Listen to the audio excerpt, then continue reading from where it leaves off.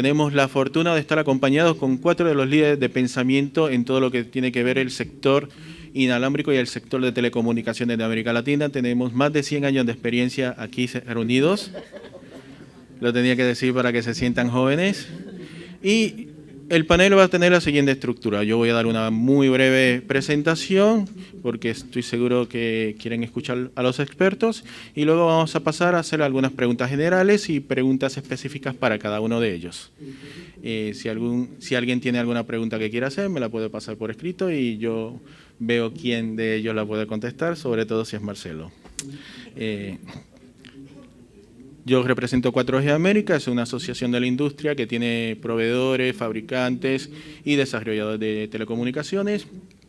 Publicamos material muchas veces técnico sobre el desarrollo de las tecnologías y en cuestión de América Latina acabamos de publicar un documento sobre la banda de 700 APT en América Latina. Todo esto está disponible gratuito para bajarlo desde nuestra página web. Y cuando estamos hablando de tecnologías, a todo el mundo lo que le interesa viene siendo LTE. LTE es la tecnología inalámbrica móvil de mayor rapidez en su adopción en América Latina. Cuando estamos viendo lo que pasó con GSM, el primer lanzamiento en el mundo de GSM en el 92, en América Latina viene y te está llegando en el 98. Son 6 años de desfase. Viene siendo, estamos hablando de UMTS, estamos hablando de que el primer lanzamiento es en 2001, llega a América Latina en el 2006, son 5 años de fase. Cuando estamos hablando de LTE, el lanzamiento, el primero en el mundo en el 2009, primero en América Latina, tanto en Brasil como en el Uruguay, viene siendo el 2011, 2 años solamente. Esto, por un lado, tiene cosas muy, muy positivas. No estamos tan atrasados como pensamos, pero también tiene algo que no es tan cómodo ni tan positivo, que es no tiene las mismas economías de escala al momento de la infraestructura, al momento de los dispositivos y tampoco estamos teniendo esa gran armonización en lo que son las frecuencias de espectro. Entonces, cuando empieza LTE en América Latina, estamos viendo que está surgiendo en una gama de diferentes bandas de espectro porque los operadores comienzan mayormente a hacer esos despliegues in-band, utilizar alguna porción de espectro que sí pueden dedicar a LTE para lanzar el servicio, porque LTE, contrario a otras tecnologías, lo puedes lanzar en un canal de 1,4 MHz, 3, 5, 10, 15, 20, etc. El cronograma luego de LTE, estamos hablando de 5G. 5G como estándar definido no va a llegar hasta 2016 como pronto. Si no pasa ningún obstáculo, si no hay ningún problema, en el 2016 tendríamos una definición oficial de lo que sería el estándar técnico de 5G. Todo lo que estamos escuchando hasta ese momento viene siendo prototipos, propuestas, etc. Hasta que nosotros no tengamos un estándar de 5G, no podemos decir cuán rápido podrá ser adoptado, cuán rápido va a ser el despliegue, cuáles van a ser los costos. 4G América ha recomendado muchas tecnologías que debemos considerar que deben ser incorporadas a lo que se defina como 5G. Algunas de estas tecnologías se centran en la descarga de tráfico para poder habilitar el buen performance de estas redes, su buen funcionamiento, teniendo en cuenta el incremento en tráfico que vamos a tener, tanto generado por seres humanos como también por máquinas. Y por otra parte, tenemos otra serie de tecnologías que se va a centrar puntualmente en el uso más eficiente del espectro, porque nosotros estamos viendo el 5G como un ecosistema y no solamente como una tecnología definida por las velocidades. Algo muy, muy importante cuando estamos hablando tanto de LTE avanzado, que todavía no llega a la mayoría de los países de América Latina, o el futuro 5G, es que cuando estamos viendo cómo habilitar este despliegue, hay que considerar también cuáles son las redes cableadas que tenemos. Anteriormente, en la primera, segunda, tercera generación, mucho de esto es backhaul, o sea, la conexión que te lleva de la antenita a la red dorsal, era un T1, un E1, etc. Ahora, para poder habilitar, soportar todas estas nuevas velocidades de 10, 20, 30 megabits, en un futuro 100, 200, 300, estamos hablando de que tenemos esos backhaul, tienen que ser de fibra óptica. Está muy bien en las zonas urbanas, en las zonas densamente pobladas. Pero si nosotros queremos llevar esa conectividad a esas zonas rurales para que se puedan beneficiar de todo lo que viene siendo la banda ancha inalámbrica, poder llevar telemedicina, teleeducación teletrabajo, masificar todo lo que viene siendo gobierno electrónico, tenemos que también pensar en dónde va a estar esa fibra óptica que me va a dar ese backhaul a la antena, porque no olvidemos que la parte inalámbrica de las redes va de la antena al dispositivo que se conecta en la gran mayoría de ellas.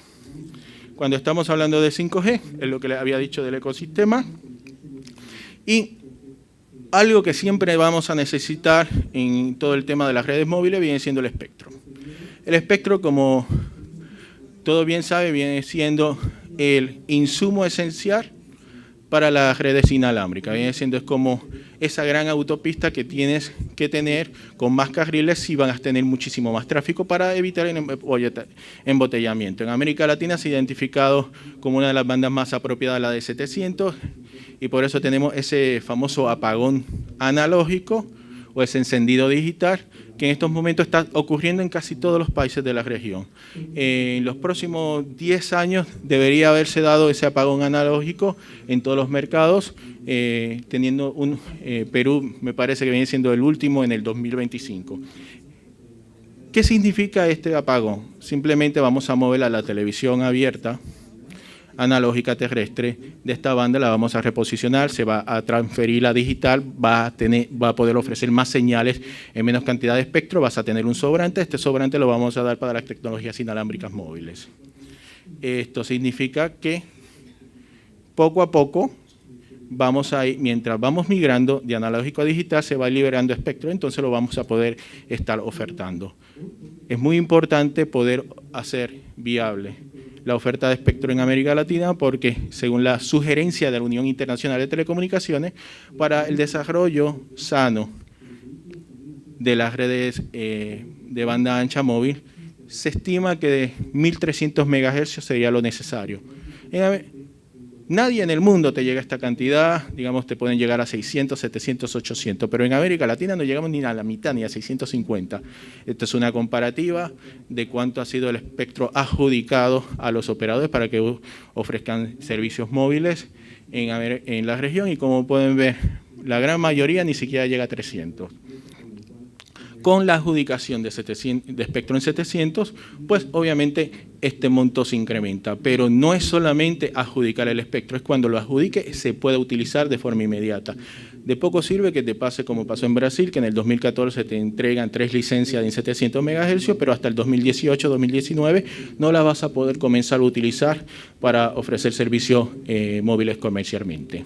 En términos de lo que le mencionaba anteriormente, de cómo está la armonización de espectro en América Latina, este es el cuadro de las bandas que ya han sido adjudicadas a los distintos operadores menores a 3 GHz para la oferta de servicios móviles.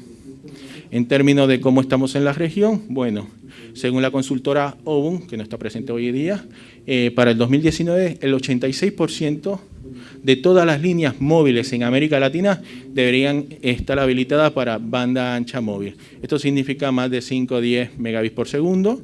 Esto también significa una gran oportunidad para desarrollar aplicaciones, para que las personas puedan entender que el celular no es solamente entretenimiento o comunicación, sino una herramienta para el desarrollo tanto profesional como personal por medio de distintos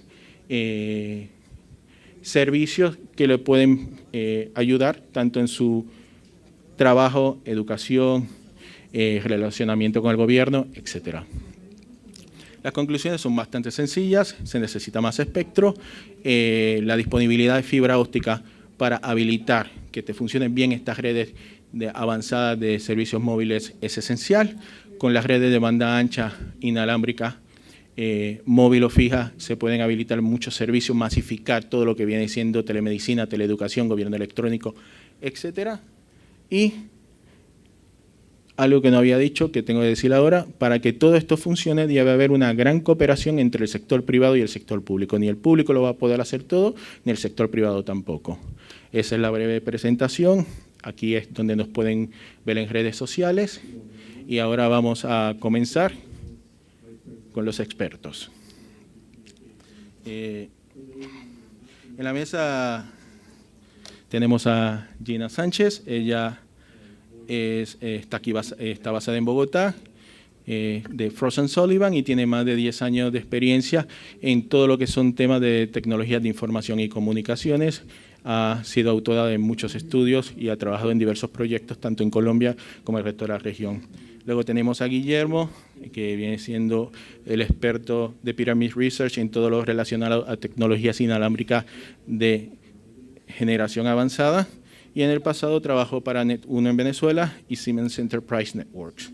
Luego tenemos a Wally Swain, vive en Bogotá, tiene más de 30 años de experiencia, mucho más de 30 años de experiencia, y fue, entre otras cosas, presidente de Comcel. Luego tenemos a Marcelo, que también tiene más de 30 años de experiencia, y en su experiencia incluye haber dirigido por más de 15 años la operación móvil de Antel en el Uruguay, y también fue presidente del GSM Association en Latinoamérica por varios años. Bueno, la pregunta inicial que le tengo que hacer a todos es muy sencilla. ¿Cuál es la barrera más importante que restringe el crecimiento de la banda ancha inalámbrica, tanto fija como móvil, en América Latina? La dama primero, Gina. ¿Aló? Okay. Yo pensaría que una de las principales barreras que inhiben el desarrollo de la banda ancha es todavía el costo de los dispositivos. Tanto el costo de los smartphones como las tabletas, como los dispositivos, todos los dispositivos móviles, como laptops, etcétera, sigue siendo uno de los grandes restrictores que inhiben que realmente el mercado se desarrolle de manera más importante. Y diría que, voy a decir una segunda, también el tema regulatorio es clave aquí. Nos hacen falta cosas que permitan la entrada a nuevos operadores o que faciliten la operación de nuevos entrantes, regulaciones en el tema de, por ejemplo, compartición de infraestructura, para que el tema de la inversión inicial no sea una gran barrera de entrada. Por ese lado. ¿Seguimos? Bueno, continúo yo. Yo creo que si nosotros vemos lo que son las redes móviles, hay dos puntos críticos que permiten añadir capacidad a una red móvil, y uno de ellos es las antenas en cualquiera de sus formas, o torres en cualquiera de sus formas, y el espectro, ¿no? Entonces, bueno, creo que ha sido un punto importante en este evento lo que ha sido el desarrollo de las barreras para el despliegue de la infraestructura. Se ha hecho bastante este año a nivel de región Latinoamérica como tal, con leyes en Brasil, en Perú, que modifica una anterior, y aquí el Plan de Desarrollo Nacional. Entonces, bueno, esa es una barrera que hay que tumbar para poder desplegar infraestructura a tiempo y donde se necesite, ¿no?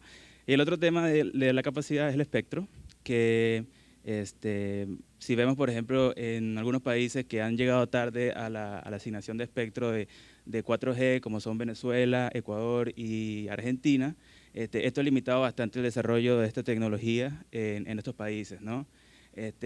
No es el caso de Colombia y de Perú, por ejemplo, que sí tuvieron una asignación temprana, pero también hay que ver las bandas, ¿no? Que las bandas que se han subastado hasta el momento no han sido las idóneas para hacer un despliegue rápido y a nivel de tiempo y de territorio. Ya me están cortando, entonces. ¿Quieres hablar tú? Bueno,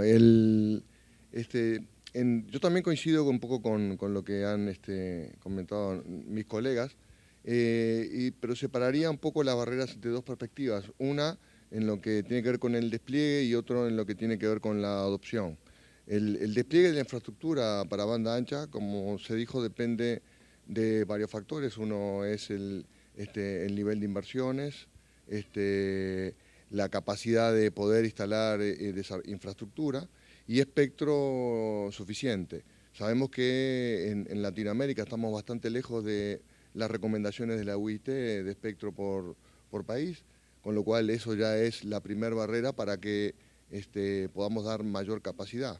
Por otro lado, en lo que tiene que ver con el despliegue de infraestructura, hay serias limitaciones de CAPEX en los operadores actualmente y están viendo comprometido su modelo de negocio.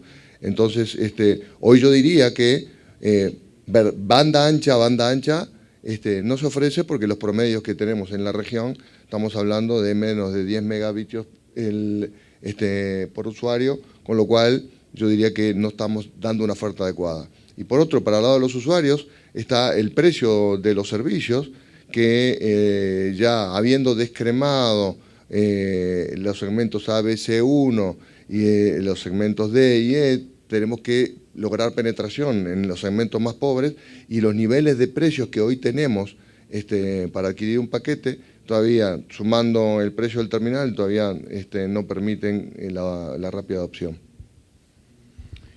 No me han dejado en algo que pienso es lo más alto. Entonces voy a hacer como Marcelo, un poquito de variaciones en el tema. Creo que uno de los factores, digamos, es un distinguir entre las ciudades y el campo, digamos, y hay factores que influyen, que son muy importantes dentro de las ciudades, y otros factores que están afuera. Y simplemente para subrayar uno, entiendo que todavía los operadores están importando muchos equipos, muchos dispositivos 2G. Y podemos especular por qué en un país como en Colombia, donde los operadores controlan casi en manera absoluta la distribución de los teléfonos, todavía estamos importando mucho 2G. Es mucho más complejo y muy larga, pero en un sentido los propios operadores son una de las barreras, una de las cosas que están restringiendo el despliegue de estas tecnologías.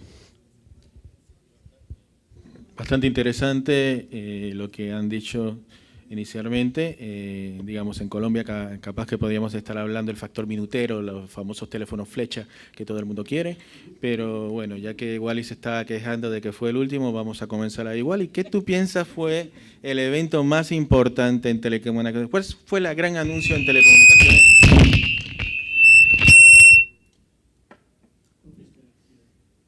Si quieres que me calle, me lo dice, ¿viste? Tampoco es agresión. ¿Cuál fue el evento más importante, el anuncio más que hizo más ruido en América Latina en los últimos 12 meses desde tu perspectiva? No, sin duda, los anuncios son dos juntados. Realmente es la entrada de AT&T. Los gringos han salido hace mucho tiempo y han salido, en inglés we would say with their tail between their legs, es decir, salieron con desgracia hace 10 años. Y el regreso de AT&T comprando Usacell y Nextel en México, y la compra de DirecTV en toda América Latina, AT&T es bastante callado sobre su estrategia. Recientemente anunció cambio de marca en México, pero me parece algo que puede tener un cambio grande en el campo, digamos, en el campo de batalla. No hemos visto nada tan disruptivo, tan importante en los últimos 5 o 10 años, digo yo. Y no piensas, ¿cómo tú ves que AT&T dentro de Estados Unidos podría aprender de América Latina? Porque ellos dijeron que el famoso triple play inalámbrico de DTH más LTE podría ser una oportunidad ya. ¿Lo ves? ¿Sí o no? En el mercado siempre las cifras varían, pero el mercado hispanoparlante en Estados Unidos es como 50 millones de personas, me han contado, a pesar de que lo que piensa Donald Trump. Y por eso AT&T está aprendiendo, está poniendo latinos en puestos importantes. Hay riesgo que ellos van a pensar que, como yo digo, yo he escrito que no sabían que Tex-Mex no es popular en México. Y hay grandes distintos entre Tex-Mex y la comida mexicana. Pero por lo menos no estamos hablando de hace 15 años cuando en las salas de juntas de los principales operadores americanos ni siquiera hablaran de los hispanoparlantes, ni siquiera había hispánicos en puestos importantes. Sí, gracias. Marcelo, tú mencionas de que no tenemos una banda ancha adecuada en América Latina, me imagino que te estás refiriendo solamente a la parte inalámbrica. Vienes de Uruguay, estuviste mandando en lo que antes era Ancel, ahora Antel, y Uruguay, si uno mira distintos reportes como Akamai, viene siendo en términos pico en banda ancha fija el mejor en las Américas, superando tanto a Canadá como a los Estados Unidos, y también siempre se ha posicionado como uno de los líderes en todo el lanzamiento de LTE. ¿Cómo ves el desarrollo de LTE en el Uruguay, cuáles son las lecciones que podemos aprender en el resto de la América Latina, y en la parte de la banda ancha fija, cómo se está desarrollando todo el tema del OTT, porque todo el mundo está hablando de Vodafone con Netflix, pero realmente el primero en el mundo donde tienes esa relación fue Antel con Netflix, hace más de un año. Sí, gracias, José Luis. Me quedan 20 minutos para poder contestar. Ah, bueno, entonces no quieres contestar. Listo. Bueno, en primer lugar, tratando de resumir, la estrategia de Antel fue... Hola. Sí, fue exitosa básicamente porque se dedicó a dos cosas, básicamente. Una, ser muy intensiva en inversiones, fue muy intensiva en inversiones en LTE, y fue muy intensiva en inversiones en Red GPON. Antel, eso permitió que Antel desplegara una red a los hogares prácticamente a más del 70%. Por otro lado, el despliegue del LTE también fue muy agresivo. Ahora, eso por un lado en cuanto a lo que fueron inversiones, o sea, eso es plata y voluntad para hacerlo. Desde el punto de vista de las otras claves del éxito fue que, en primer lugar, Antel se posicionó como una empresa convergente y se dio cuenta que la banda ancha, si no es para ofrecer contenido, no tenía éxito, no tenía futuro, y puso todo un paraguas, lanzó un OTT que lo llamó Vera Más, y todos los productos los puso bajo ese paraguas. O sea, hoy contratar Vera Más es contratar un servicio de contenido, ya sea a través de LTE, a través de GPON o en un paquete convergente. Y dentro de ese OTT, él puso contenido diferencial. En primer lugar puso deportes, puso el fútbol, puso el mundial, puso la NBA, puso un acuerdo con Netflix, que fuimos el primer país en el mundo que un operador de telecomunicaciones hizo un acuerdo con Netflix. Después hizo el acuerdo con la NBA, empezó a agregar contenido, ya no dejó de promocionar eventos musicales si no lo transmitía a través de su OTT en forma directa.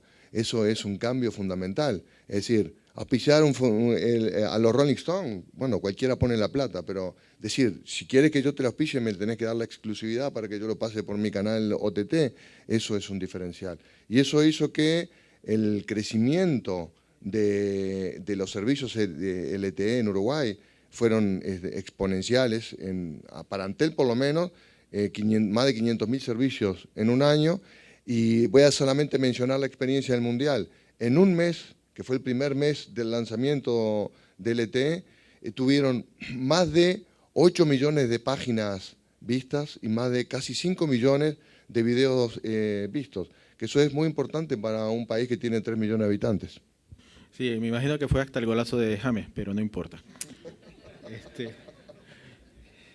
Bueno, Guillermo, tú estabas hablando acerca de la importancia de la infraestructura, la compartición de infraestructura.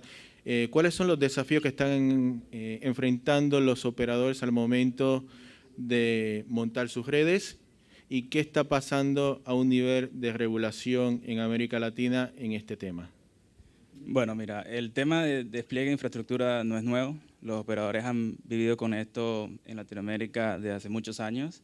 Yo creo que el problema ahorita ha tomado mayor relevancia con el despliegue de las redes LTE.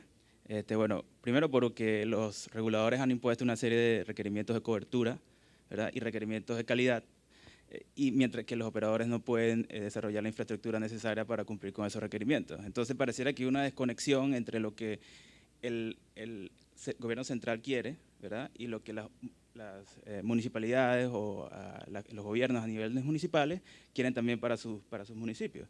Y los operadores se encuentran en el medio tratando de eliminar, gastando recursos tanto de tiempo como de personal, tratando de sobrellevar estas barreras, ¿no? Entonces, bueno, con la parte del LTE esto ha tomado mayor relevancia también por el tema del incremento del uso de datos, ¿verdad? que obviamente esto hace mayor demanda sobre las redes de los operadores, se necesita un despliegue, se necesita una actualización de las redes de los operadores para ofrecer la calidad que necesaria para el LTE, ¿no? No simplemente es bueno para el usuario tener la señal de LTE en el celular cuando de repente estás navegando a velocidades de 3G, ¿no? Entonces, bueno, los operadores necesitan poder tener libertad para este despliegue de infraestructura a tiempo y donde, como dije anteriormente, donde sea necesario. Donde sea necesario, creo que ahorita con la banda de 700 MHz incluso va a tomar mayor relevancia. La banda 700 MHz, como ya deben saber, los gobiernos quieren utilizarla para llevar la conectividad a zonas rurales, a zonas donde no habían llegado por las características de este espectro, ¿no? Entonces, bueno, ahí será necesario eliminar estas barreras para que se logre a tiempo, ¿no? Muchas gracias. Gina. Estoy escuchando, por lo menos hasta este momento, creo que ha sido la única persona que ha mencionado brevemente el crecimiento del tráfico, la parte de los dispositivos, y esto me lleva a preguntar de cómo van a evolucionar, por un lado, los dispositivos, tanto para los individuos como para todo lo que se llama el famoso Internet de las cosas, máquina a máquina, etcétera. ¿Cómo lo ves tanto en Colombia como en el resto de América Latina? Bueno, eso tiene como dos partes, menos mal me quedan 14 minutos también. La primera parte es el desarrollo en general del mercado total móvil en Colombia, hablemos en este momento. Realmente ha sido muy interesante, el crecimiento el año pasado fue de cerca del 11%, gran parte de eso fue el tema de datos, estamos hablando del crecimiento fue como el 24% el año pasado, el 40% de crecimiento tuvo la venta de dispositivos. Y el tema de Machine to Machine también es algo que está creciendo de manera súper interesante. En América Latina habrán estimamos unas 24 millones de conexiones de Machine to Machine. De eso, la gran mayoría, el 70% está en Brasil, está concentrado en Brasil. Colombia solamente tiene cerca de un 5 o un 6% de eso. A este momento deben haber cerca de 1 millón de líneas de Machine to Machine, pero realmente el crecimiento que nosotros esperamos a futuro, estimamos nuestro pronóstico es de una tasa de crecimiento anual cerca del 28%, el 30%. Entonces realmente es un tema bien interesante, depende también de que se den una serie de cosas alrededor. Es uno de esos mercados en los que consideramos que la oferta es la que jalona la demanda. Depende muchísimo de que los operadores se concentren en construir una oferta realmente ganadora en temas de aplicaciones por verticales. En este momento la gran mayoría de esas conexiones son solamente los POS, ¿verdad? Los datáfonos que utilizamos para hacer los pagos, pero realmente en el tema de Machine to Machine solamente esa conectividad solamente tiene un peso, digamos, de un 30% del total de ingresos potenciales que hay en ese mercado. Entonces, si los operadores se van a concentrar solamente en el tema de ofrecer la conectividad entre las SIMs o entre los dispositivos, pues digamos que se van a quedar por fuera de un mercado muchísimo más grande. Entonces, realmente se necesita construir todo un ecosistema, que ellos vayan hacia toda la cadena de valor de Machine to Machine para generar aplicaciones que sean pertinentes para las industrias realmente verticalizadas. Estamos hablando de smart grids, para los servicios públicos, para energía. Ahora digamos que lo que más hay es el manejo de tráfico, por ejemplo, manejo de flota, seguimiento de personas, lo que mencionaba de los POS y muchas cosas en cuanto a seguridad, pero hay mucho por hacer en adelante, y lo que estamos viendo nosotros es que todavía, con excepción de, digamos, los dos operadores más grandes, la oferta aún de Machine to Machine es bastante reducida y solamente concentrada en el tema de la conectividad. Entonces hay como mucho por hacer ahí para que se dé el crecimiento que todos esperamos. Gracias. ¿Les quedó claro? Sí. ¿Ah? Bueno, una pregunta. Siempre se está mencionando a los operadores móviles virtuales como estos grandes grupos que van a llegar, me van a incrementar exponencialmente toda la competencia, la oferta de servicios, y en muchos gobiernos de América Latina se les equipara con los operadores móviles de redes. En términos de inversión, en términos de incentivo, ¿se puede decir que un operador móvil virtual es exactamente lo mismo que un operador móvil de red, pero sin la infraestructura? atacan los mismos segmentos, te da el mismo nivel de incrementar la oferta de servicio en toda la población, tanto rural o metropolitana. ¿Quién se aventura? Veo a Wally. Bueno, Marcelo, después Wally, y acabas de hablar. No, hasta, espera. Nos peleamos por contestar.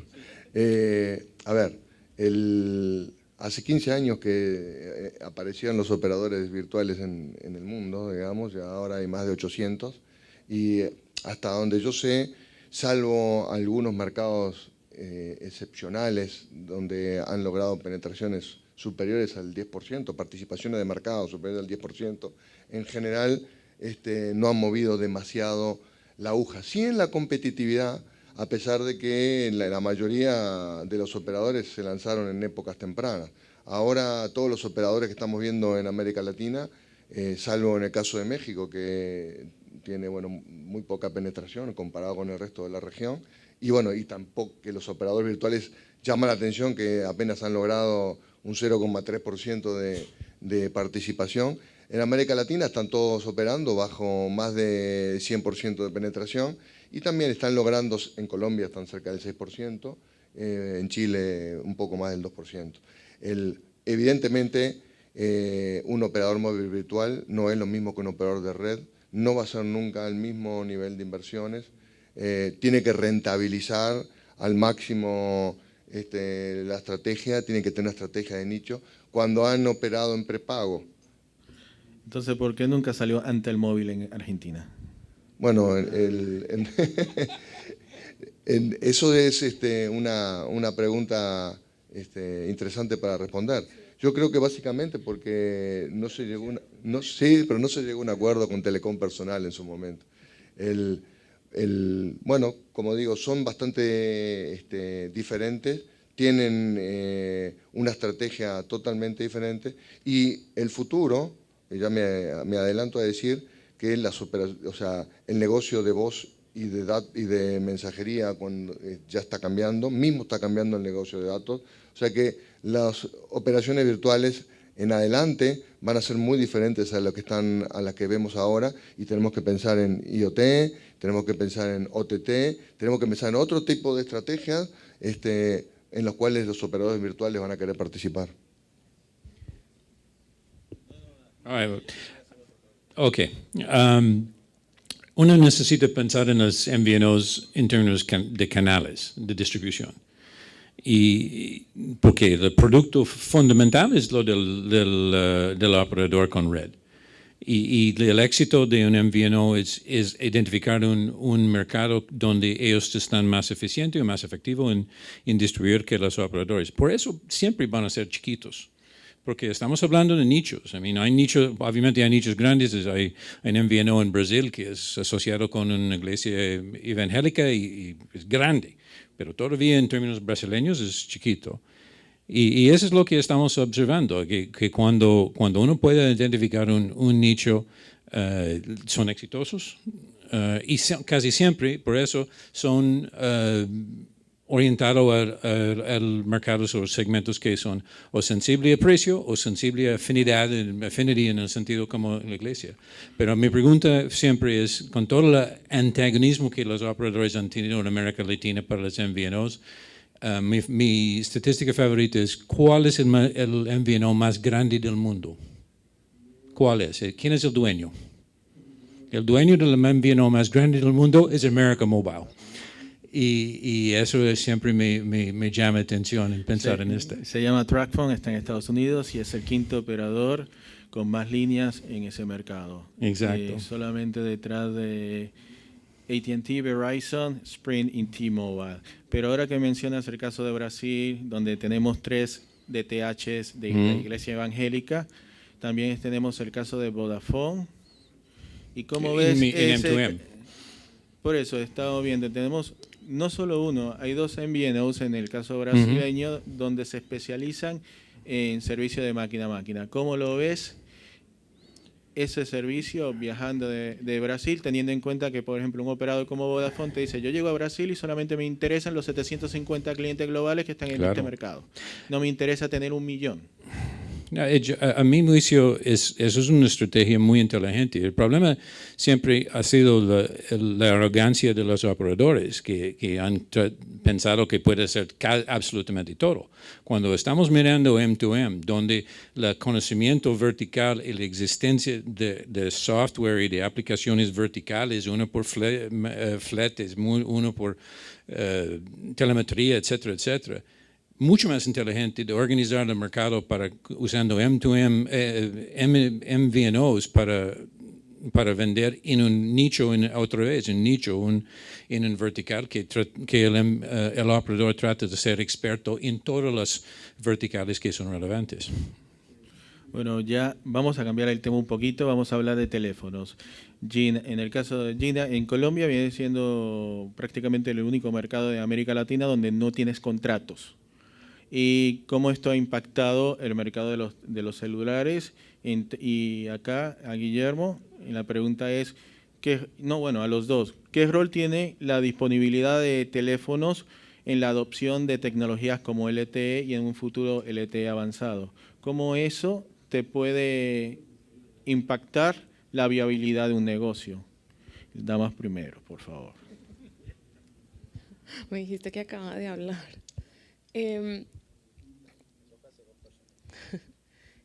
Bueno, la verdad es que el impacto es muy alto. Lo que pasó aquí en Colombia fue que cuando quitaron justamente el tema de los contratos para la operación móvil, para contratar un servicio móvil, lo que pasó es que desafortunadamente eso generó, devengó en un costo adicional para los dispositivos móviles para el usuario final. Es decir, antes los operadores tenían la posibilidad de subsidiar de alguna manera el costo del dispositivo móvil, y cuando el contrato por reglamentación ya no existe más este contrato amarrándole a uno al mismo operador, lo que pasó es que automáticamente el costo del dispositivo móvil lo tiene que asumir en un 100% el usuario final. Entonces, eso que genera, lo que yo mencionaba al principio, es una de las grandes barreras para el desarrollo y realmente para el aumento de la penetración, especialmente de la banda ancha móvil, porque los dispositivos simplemente son muy costosos. Y lo que mencionaba Wally al principio, ¿por qué los operadores siguen importando dispositivos que son 2G? Pues realmente para el modelo de negocios, y lo podemos decir aquí realmente abiertamente, les conviene, ¿verdad? Entonces, era también algo que tú mencionabas, hay que trabajar muy de la mano entre la parte pública y la parte privada para que realmente se traslade al usuario final en unos ahorros en costos importantes que pueda hacer que realmente haya una penetración importante en la banda ancha móvil en general. Bueno, añadiendo ese punto de nuestro estudio, lo que vimos que pasó aquí en Colombia fue que el total de ventas de equipos no disminuyó, se mantuvo estable. Lo que pasó es que fue una migración de bandas de precios de las altas a las bajas, ciertamente, porque ya un iPhone o un Samsung Galaxy S5 era inaccesible para la mayoría, a pesar de que iPhone tiene una base muy fiel. Si tú tienes un iPhone hoy, vas a tener iPhone probablemente el resto de tu vida, ¿no? Pero bueno, esto ha sido una oportunidad para los operadores para experimentar con nuevos modelos de venta, financiamiento, que no son nuevos, ¿verdad? Ya se han dado en varios mercados a nivel mundial. Y bueno, los operadores siempre van a encontrar la manera de poner un iPhone o un equipo como este en las manos de sus suscriptores. Entonces ya hemos visto ciertas iniciativas en torno al financiamiento. En la otra pregunta que me comentabas de la disponibilidad, bueno, hay casos muy emblemáticos. El caso de Venezuela es muy emblemático por todas las restricciones que hay para la importación de equipos. De verdad que esto ha afectado mucho la opción de las nuevas tecnologías, la 3G y la 4G. También se ha... Según no habías publicado que de un mercado que necesita entre 12 y 14 millones de celulares anualmente, apenas venden nuevos entre 4, 5, 6, dependiendo de la consultora. Claro, nosotros para el 2011, 2010 estamos hablando de un mercado de 12 millones de dispositivos vendidos y hoy en día está cerca de los 5 millones, entonces una disminución dramática, ¿no? Venezuela siempre ha sido como que el punto de comparación de la región en términos de ventas de dispositivos. De hecho, hasta hace muy poco, si no ha cambiado, de verdad que fue hace muy poco, Movistar tenía en Venezuela la mayor penetración de smartphones, de su base, ¿no? Entonces te da una indicación de cómo estas restricciones pueden afectar un mercado, ¿no? La penetración de smartphones en Venezuela siempre era mucho mayor por 20 puntos, digamos, que el resto de las economías, de los mercados de Latinoamérica, y ya estamos muy cerca, ya se ha acercado mucho esa brecha, ¿no? Otros países que tienen también problemas, o sea, digamos que restricciones para esto son el tema de Argentina, que el año pasado también la venta de equipos disminuyó cerca de 3 millones de unidades. La producción de equipos, porque toda la producción se hace nacional. Entonces, por el mismo problema, por la disponibilidad de divisas de las ensambladoras en Argentina, no se pudo lograr esto, y esto tiene un impacto, ¿no? Sobre todo para la parte LTE. Y el otro país que falta también es Ecuador. Ecuador también tiene restricciones para la importación de equipos y se promueve mucho la producción nacional de equipos, pero en verdad no es suficiente para cubrir el mercado. Entonces, ¿eso que genera? Una demanda que tiene que ser cumplida. ¿Cómo es cumplida? Con contrabando, con venta de equipos subestándares, que afectan mucho la calidad de los servicios que se prestan, ¿no? Y también la falta de disponibilidad de equipo LTE para una tecnología que recientemente fue lanzada. Entonces, ahí ya te lo dejo. Sí, sí. Sí, ya me expiró el tiempo, ¿verdad? Bueno, una pregunta. Estamos hablando de que el espectro radioeléctrico viene siendo el gran insumo para la oferta de servicios inalámbricos comercialmente. ¿Qué piensan de esta tendencia que hay general en América Latina de reservar bloques para que en mercados que tienen más de 100% de penetración entre alguien a construir desde la nada una red en un mercado que ya no es de voz, es un mercado de datos donde los costos de adquisición de clientes son bastante altos? Hoy precisamente en Argentina se anuncia que el gobierno le ha retirado los bloques de espectro a Airlink, que diciendo iba a ser el cuarto operador. Y una sorpresota. Pero entonces, ¿qué piensan de esta práctica de reservar el espectro? Y obviamente acaba de hablar, le va a tocar a alguien. ¿Entiende alguien? Gina. Me invitan a estas conferencias para decir barbaridades. Esta estrategia de los países, los gobiernos de América Latina es loco, absolutamente ridículo. Es el concepto que alguien va a llegar como el cuarto, quinto, sexto en el caso de Colombia, operador, y ser viable con todas las condiciones que mencionaste, es absolutamente ridículo. Y están dañando sus propios, como Airlink. ¿Cuánto tiempo Airlink estaba sentado sobre este espectro sin hacer nada, sin poder hacer nada? ¿Y cuántos usuarios de banda ancha podría tener Argentina si los tres han tenido acceso a este espectro? Lo siento, esto me enfurece. ¿Y es un mercado pequeño donde está Singway, por ejemplo? ¿Perdón? Singway en Nicaragua, ¿cómo lo ves? Ese es peor. Sabemos que para desplegar un red móvil, uno necesita tener cobertura y uno necesita tener un red dorsal.